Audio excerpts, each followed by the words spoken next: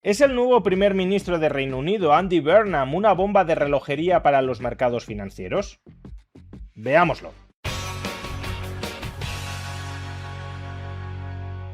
Desde este pasado lunes, el laborista Andy Burnham es el nuevo primer ministro de Reino Unido tras reemplazar al también laborista Keir Starmer. Y la historia de Burnham resulta bastante llamativa porque es uno de esos laboristas tradicionalmente críticos con las políticas de austeridad, de disciplina fiscal, que supuestamente han venido aplicando desde hace más de una década, primero los distintos gobiernos del Partido Conservador y ahora también el gobierno laborista de Keir Starmer. Según Burnham, los gobiernos laboristas no tenían que estar echándole un ojo continuamente a si el tipo de interés de la deuda pública subía o bajaba, que eso era una restricción financiera artificial. Lo que tenían que hacer los gobiernos laboristas de Reino Unido era incrementar el gasto público todo lo que fuera necesario, aun cuando ello supusiera emitir muchísima deuda pública, aumentar el gasto público lo necesario como para relanzar el crecimiento económico del país. Tan es así que en una polémica entrevista en New Statesman, Burnham afirmó que el gobierno laborista tenía que dejar de estar obsesionado con esa cosa de los mercados de bonos. Y acto seguido, y a este respecto, llegó a afirmar que estaba incluso dispuesto a colaborar con el ala más radical del Partido Laborista, tal como está representada por Jeremy Corbyn. Pues bien, a este señor es al que los diputados laboristas han elegido primer ministro de Reino Unido. Y seguro que muchos, después de haber escuchado todo esto, pensaréis que se van a abrir las puertas del infierno financiero para Gran Bretaña. Porque si este señor desprecia el mercado de bonos al mismo tiempo que quiere emitir mucha más deuda pública para financiar un incremento del gasto público, pues las dos cosas como que no casan demasiado bien. Si quieres pedir mucha más financiación al mismo tiempo que insultas o que desprecias o que desdeñas a tus financiadores, pues lo más normal es que te estampes contra una pared. Pero no, de momento no ha estallado ninguna bomba financiera y no os sorprenderá si os digo que esto ha sido en gran medida porque hace unos pocos meses, cuando Burnham empezó a oler que podía ser el próximo primer ministro de Reino Unido en sustitución de Starmer, es decir, cuando empezó a oler la sangre de Starmer y por tanto comenzó a postularse como su reemplazo, ahí ya comenzó a relajar su discurso en contra del mercado de bonos.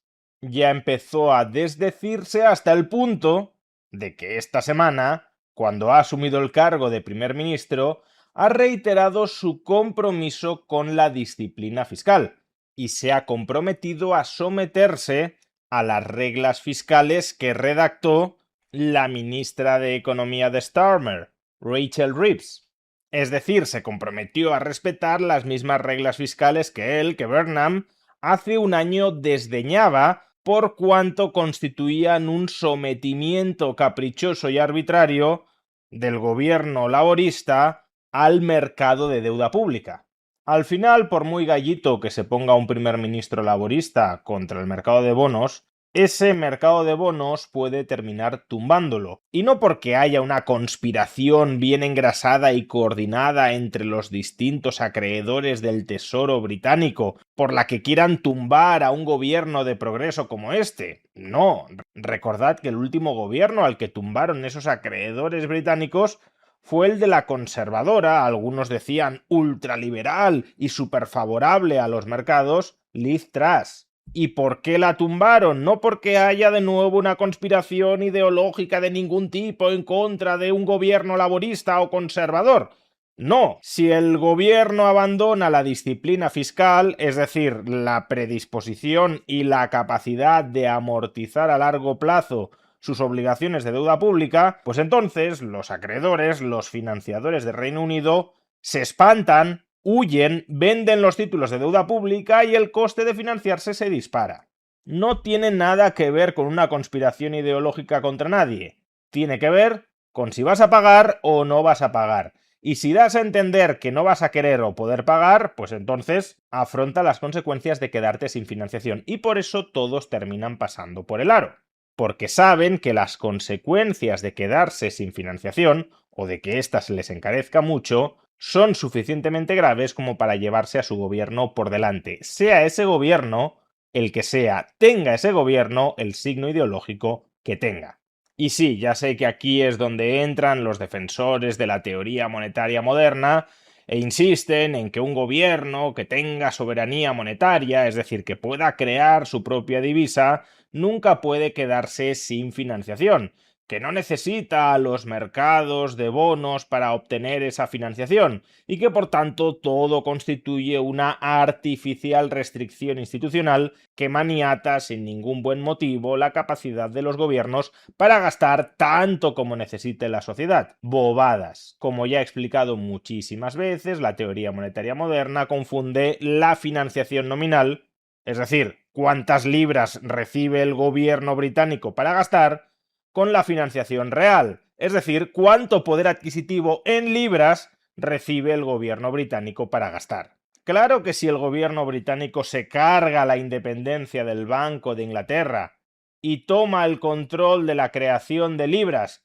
y crea todas las libras que desee gastar, claro que puede hacerlo. Lo que no puede controlar es el poder adquisitivo al que los ciudadanos y los extranjeros le van a aceptar esas libras que a partir de ese momento se crean sin ningún tipo de restricción ni preocupación hacia los tenedores de la moneda.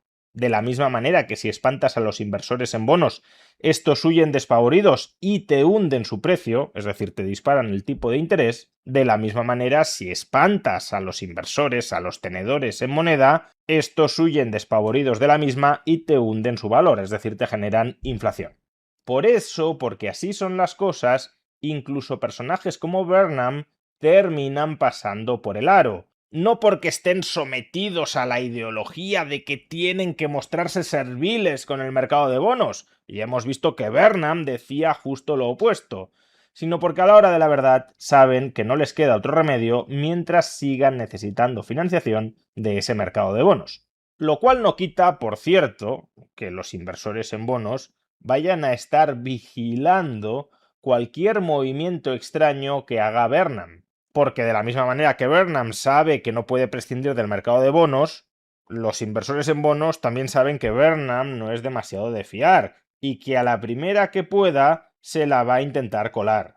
Burnham no está diciendo ahora lo que dice por convicción, sino por necesidad, y en cuanto encuentre un hueco, una rendija por la que colarse para engañar a sus acreedores, para engañar a los inversores en bonos, lo intentará hacer. Por ejemplo, el mismo día que asumió el cargo de primer ministro y en el que reiteró su compromiso con las reglas fiscales y con la austeridad, ese mismo día ya advirtió de que intentaría buscar flexibilidad dentro de esas reglas fiscales donde la hubiere. Es decir, que en público reitera su compromiso con cuadrar las cuentas, pero acto seguido y con la boca pequeña admite, no sabemos si ante el mercado de bonos o más bien ante su feligresía, que hombre, que si tiene ocasión de saltarse un poquito esas reglas fiscales, también lo hará. Y en parte es comprensible que quiera hacerlo, porque como todos los políticos, aspira a la cuadratura del círculo. Recordad el caso de Liz Truss que he mencionado antes. Liz Truss quería bajar mucho los impuestos sin recortar el gasto, incluso incrementando el gasto público en ciertas partidas como los subsidios energéticos. Pues bien, Burnham quiere aumentar mucho el gasto sin subir de manera significativa los impuestos. Se ha comprometido a no subir ninguno de los grandes impuestos y, como mucho, incrementar la fiscalidad sobre la riqueza, que eso simbólicamente para la izquierda puede ser muy importante, lo de perseguir a los ricos y demás, pero en términos recaudatorios es una filfa. Entonces, si tú quieres aumentar mucho el gasto y no vas a recaudar más porque no vas a subir los impuestos, claro que tienes una necesidad de emitir deuda, pero al mismo tiempo te estás comprometiendo a no emitir demasiada deuda, salvo que surja la oportunidad para colársela a los mercados. En definitiva, la súbita conversión de Burnham a la austeridad fiscal, que de momento ha tranquilizado al mercado de bonos, nos muestra una vez más que la demagógica cháchara de que los gobiernos no tienen por qué preocuparse de cuadrar las cuentas, que pueden endeudarse todo lo que deseen para gastar cuanto sea necesario, esa cháchara solo es propaganda para manipular a las masas. Tan pronto llegan al poder, se dan un baño de realidad Y aun cuando tengan unas convicciones deficitarias y despilfarradoras, no pueden gobernar dando rienda suelta a las mismas. Porque mientras los individuos sigan disponiendo de manera más o menos libre, aún grabados con impuestos, de sus ahorros, los gobiernos no pueden obligarnos a comprar sus pasivos, ni sus bonos, ni su moneda. Y si no pueden obligarnos a comprar sus pasivos, entonces tampoco pueden controlar el precio de esos pasivos. Si espantas a los bonistas, se te dispararán los tipos de interés, y si espantas a los tenedores de moneda, se te disparará la inflación.